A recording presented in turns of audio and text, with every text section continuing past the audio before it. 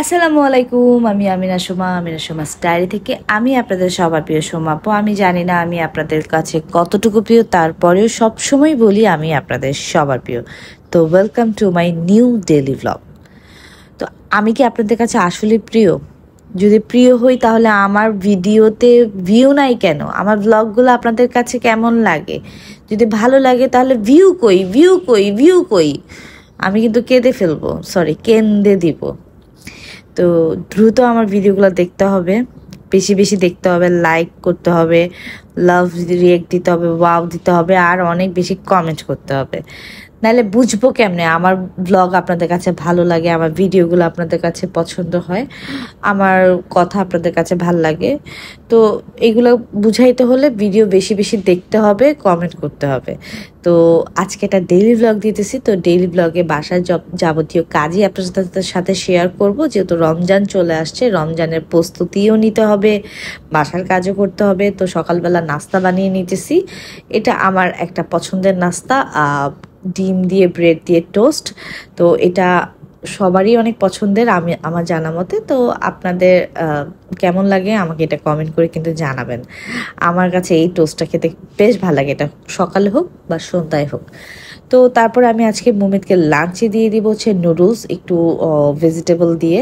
কারণ আজকে না মানে ওর মুমিতকে টানা 4-5 দিন ভাত দিছি, তো আর ভাত খাইতে চাইতেছে না। ও আসলে দুপুরে কিছুই খেতে চায় না ইদানিং। ও প্রতিদিনই হচ্ছে কিছু না কিছু রেখে দেয় খাবার ওর বক্সে।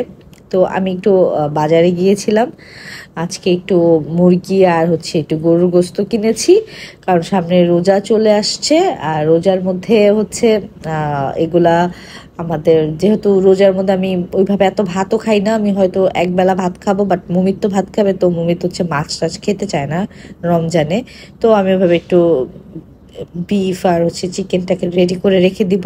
আচ্ছা, লেবুর দাম এত বাড়ছে কেন?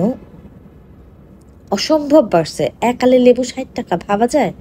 না, লেবুর দামটা কমাইতে হবে। যারা ডেইলি লেবু খায়, আমার তো মর্নিংয়ে একটু লেবু লাগে, সো লেবুর দামটা কমাইতে হবে। তো এই যে দেখেন, এক সিং থালা বাসন আমি ধুয়ে পরিষ্কার করে নিলাম।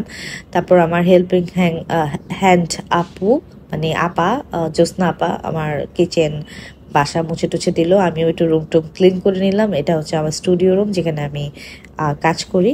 তারপর হচ্ছে বাইরে থেকে কাপড় নিয়ে আসলাম, শুকনো কাপড় বারান্দায় যেগুলো শুকাতে দিয়েছিলাম। তারপরে হচ্ছে আমি একটু পেঁয়াজের জন্য ডাল ভিজিয়ে নিতেছি।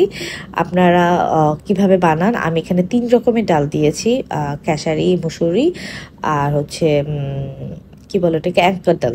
তারপর এখানে না আমি একটা চিকেনকে বয়েল করে রেখে দিই। এখানে অনেকগুলো মশলা দিয়ে বয়েল করি। এটা না যে কোনো কিছুতে ইনস্ট্যান্ট ইউজ করতে অনেক হেল্প হয়।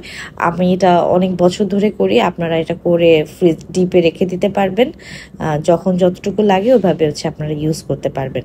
তারপরে এই যে ছোলা সিদ্ধ করে নিতেছি, ডেইলি ডেইলি সিদ্ধ করা ঝামেলা, তো আমি একবারে সিদ্ধ করে ধুয়ে ছোট ছোট পলি করে বা ব্যাগে করে ভরে আমি এটা ডিপে রেখে দিব।